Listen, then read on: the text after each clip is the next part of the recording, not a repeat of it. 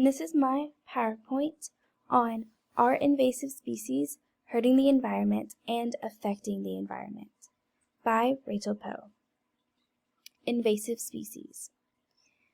An invasive species is an introduced non-native organism, such as disease, parasite, plant, or animal, that begins to spread or expand its range from the site of its original introduction, and that has the potential to cause harm to the environment, the economy, or to human health. Invasive species are capable of causing the extinction of native plants and animals, reducing biodiversity, competing with native organisms for limited resources, and altering habitats. This can result in huge economic impacts and fundamental disruptions of coastal and Great Lake ecosystems. Target audience for invasive species. The relevant audience for my career would be no consumption outdoor users and individuals and families who show an interest in outdoors whose attitude would not be considered don't know, don't care. Hunters and anglers are also relevant in some states for wildlife conservation.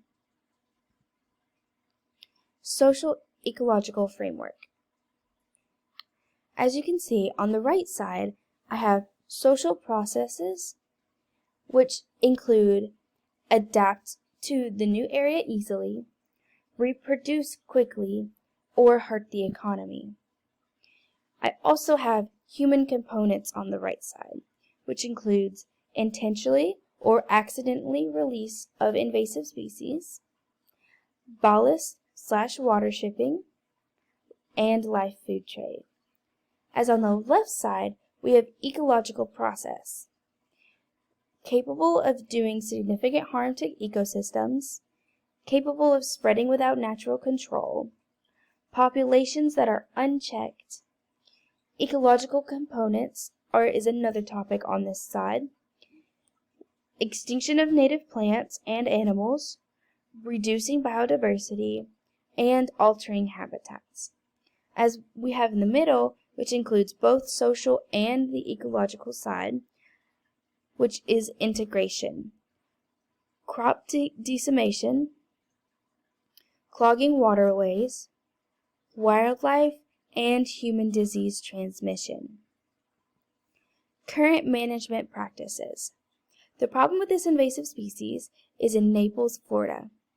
Cane toads are native to South and Central America, but have been introduced to southern Florida in recent decades. Even with the cane toads competing with the native species, they are extremely dangerous to the toxin they secrete. When frogs are ingested, this toxin has been known to kill pets, and in some cases, humans. Cane toads are a growing threat.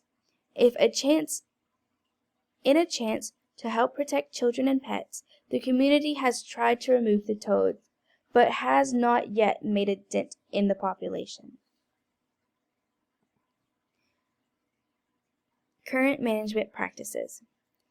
The Asian tiger mosquito entered the United States in the mid-1980s.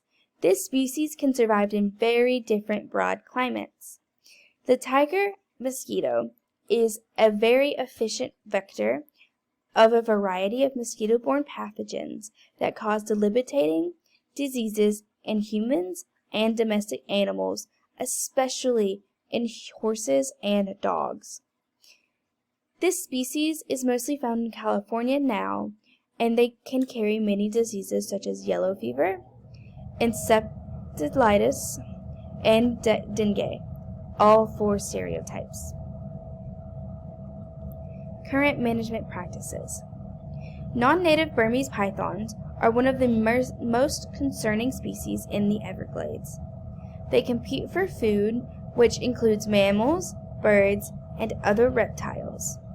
The mammals that have declined most significantly has been regularly found in stomachs of Burmese pythons removed from the Everglades. Swag. A way I believe I could educate about invasive species would explain what they are doing to the environment and to the native species. I believe a way I could spread the word would be having pamphlets about the issue along with logos for the cause. I would hand them out at farmers markets, flea markets, or even at local street markets to promote the issue. Farmers would care about the invasive species, especially since invasive species will affect their crops and their livestock. Social media would be another big way to get the word out, especially in this day and age. Social media is a big way to help the cause. I believe I could make videos about the issue and how the audience could help the issue. Future directions. I'm not quite sure what my role is in the environment, but this course has opened my eyes to how much I leave a negative effect. I try to always use stuff to help the environment, but I still have a few flaws. When I buy plastic water bottles and a few other things, I always try to recycle, but most of our recycling still ends up in lakes and rivers. It's rather annoying that happens. The way I'm going to adjust is not to buy the plastic water bottles anymore. I want to improve the environment around me. I want to reach out and do the extra length to improve my environment. I want my impact to be positive, to make a change to the environment and all its problems. Thank you.